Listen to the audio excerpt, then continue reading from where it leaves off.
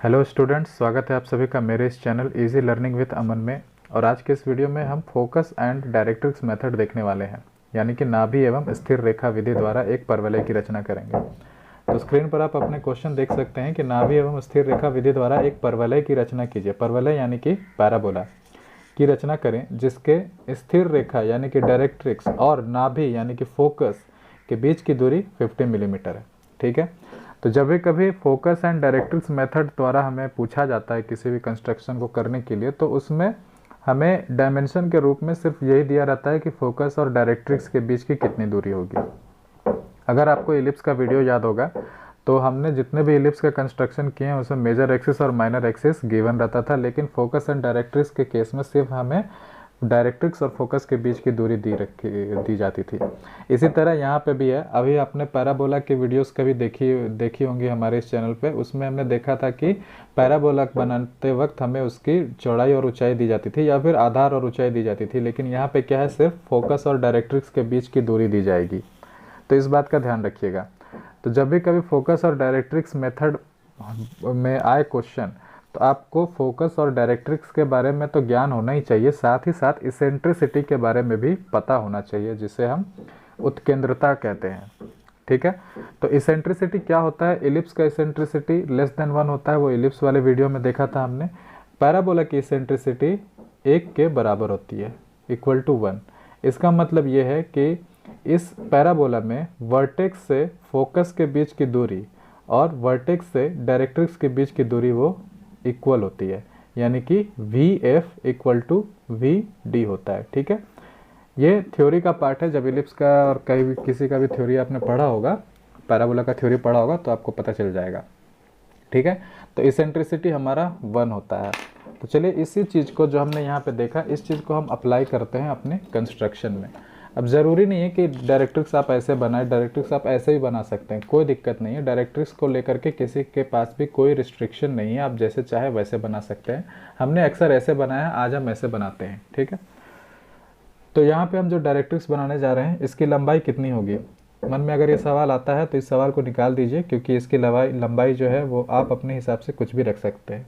ठीक है, इसके बाद एक बिंदु कहीं पे भी चुन लीजिए और इस बिंदु से एक परपेंडिकुलर लाइन नीचे की ओर निकाल दीजिए। इसी लाइन के ऊपर हमारा पैराबोला लाई करेगा, यानी इसी लाइन के ऊपर हमारा पैराबोला रहेगा। ठीक है, और ये लाइन इसके परपेंडिकुलर होना चाहिए, डायरेक्ट्रिक्स के परपेंडिकुलर होना चाहिए। डायरेक्ट्रिक्स का नाम मैं D1 D2 दे देता हूँ। ठीक है, और ये पॉइंट को मैं चलिए A दे देता हूँ।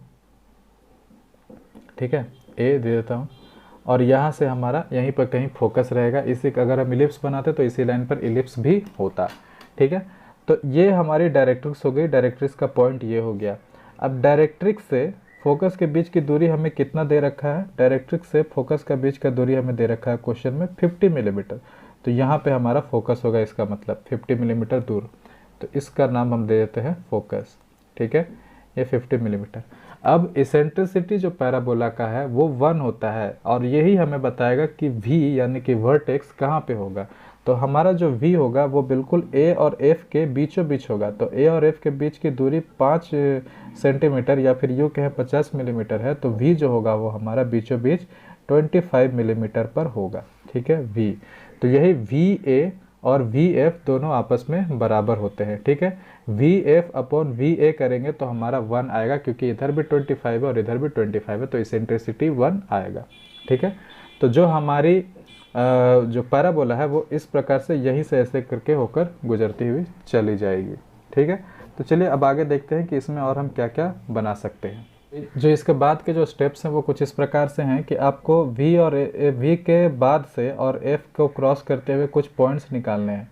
ठीक है, जैसे कि मैं यहाँ देख रहे हो, मैं यहाँ कर रहा हूँ 1 2 3 4।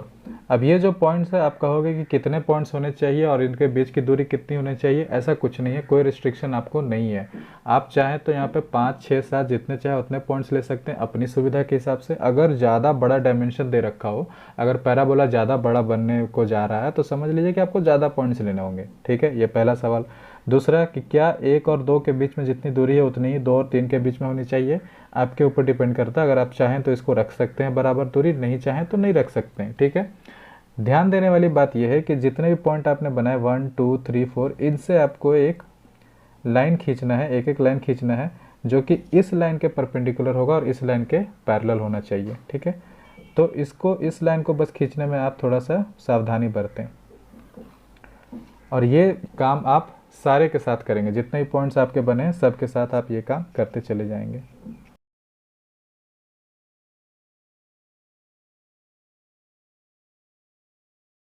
तो इस तरह से आपके सारे लाइंस खिंचा गए।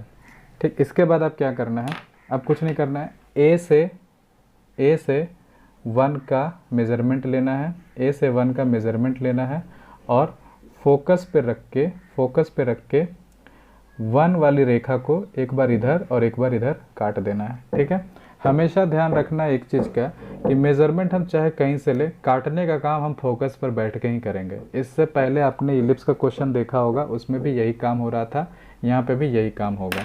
ठीक है, दूसरा स्टेप क्या करना है, ए से 2 को मेज़रमेंट लेना है और काटने के लिए फिर हम कहाँ जाएंगे, फोकस पे ही जाएंगे और काटेंगे किसको, 2 से निकलते हुए रेखा को काटेंगे। क्यों, क्योंकि T2 का ही मेज़रमेंट हमने लिया था। ठीक है, नाम दे देते हैं इसका P1 और इधर P1 डैश कर देते हैं, इधर P2 और इधर P2 डैश कर देते हैं। इसी तरह से अगला P से 3, अब मैं इसको जल्दी जल्दी कर देता हूँ।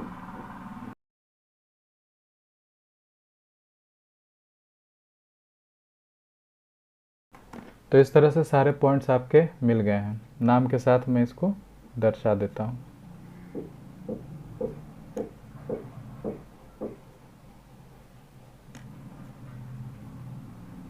ठीक है, अब जितने भी पॉइंट्स मिल गए सबको आप मिलाते चले जाएंगे, आपका पैराबोला रेडी हो जाएगा।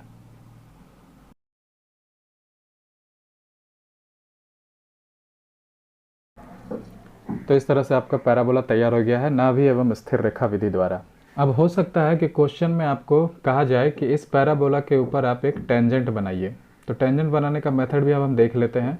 और टेंजेंट बनाना बड़ा ही आसान है और टेंजेंट बनाने के लिए क्वेश्चन में नहीं दिया रहता है कि आपको कहाँ पे टेंजेंट बनाना है, वो आपकी सुविधा के हिसाब से आप एक पॉइंट चूज़ कर सकते हैं, एक पॉइंट सेलेक्ट कर सकते हैं। ठीक है, तो चलिए मैं पॉइंट बनाने के लिए, टेंजेंट बनाने के लिए यहाँ पे एक पॉइंट ले लेता हूँ, यहाँ से मैं टेंजेंट बनाना चाहता हूँ।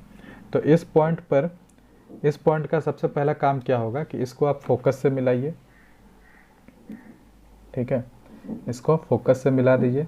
इसके बाद इसको पॉइंट को आपको मिलाना है डायरेक्ट्रिक्स से, लेकिन पॉइंट क्या है यहाँ पे कि जब भी आप डायरेक्ट्रिक्स से मिलाएंगे तो जो ये लाइन आपकी बनी है, ये वाली लाइन जो बनी है, इस पॉइंट का नाम टी रख देते हैं, टी से एफ की जो लाइन बनी है उसके परपेंडिकुलर ही होना चाहिए।